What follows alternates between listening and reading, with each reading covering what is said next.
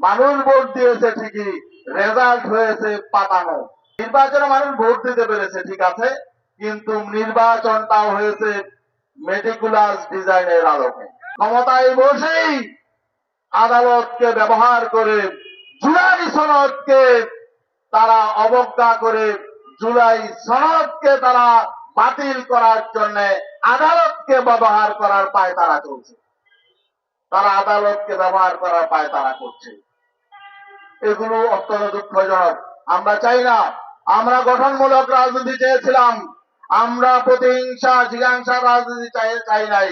আমরা চেয়েছিলাম দেশটা সামনে অগ্রসর হবে এবং মানুষ যে সংস্কার চেয়েছিল সংস্কার অনুযায়ী দেশ চলবে। কিন্তু এই সরকার মনে হয় সংস্কারের পথে হাঁটবে না। তারা আসলে এই নির্বাচনে মানুষ ভোট দিতে পেরেছে ঠিক আছে, কিন্তু নির্বাচনটাও হয়েছে মেটিকুলাস ডিজাইনের আলোকে। আমরা যে আশঙ্কা করেছিলাম যে নির্বাচনটা এখানে মেকিং গেম হবে, আমরা দেখতে পেলাম ঠিক নির্বাচনটা মানুষ ভোট দিয়েছে ঠিকই, রেজাল্ট হয়েছে পাতানো।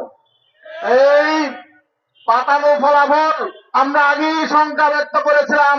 এখন বিভিন্ন রাজনৈতিক দল এক পক্ষ আরেক পক্ষকে বলছে যে তারা নিজেরা ফলাফল ঘোষণায় দুর্নীতি করেছে, জালিয়াতি করেছে। টিআইবি রিপোর্টও এসেছে ফলাফল জালিয়াতি হয়েছে। আসলে জালিয়াতি কিছুই হয় নাই, এগুলো পরিকল্পিত হয়েছে। পরিকল্পিত দুটি পক্ষ, দুটি জোট, জামাত নেতৃত্বে জোট, বিএনপি নেতৃত্বে জোট, এই দুই জোট পরিকল্পিত ভাবে তারা আসন ভাগাভাগি করেছে নির্বাচনের আগে। সেই পরিকল্পিত ফলাফল হয়েছে।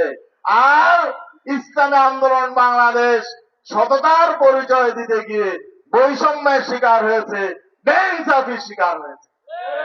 এটা এখন মানুষ বুঝতে পারছে। তারপরেও আমরা নির্বাচন মেনে নিয়েছি।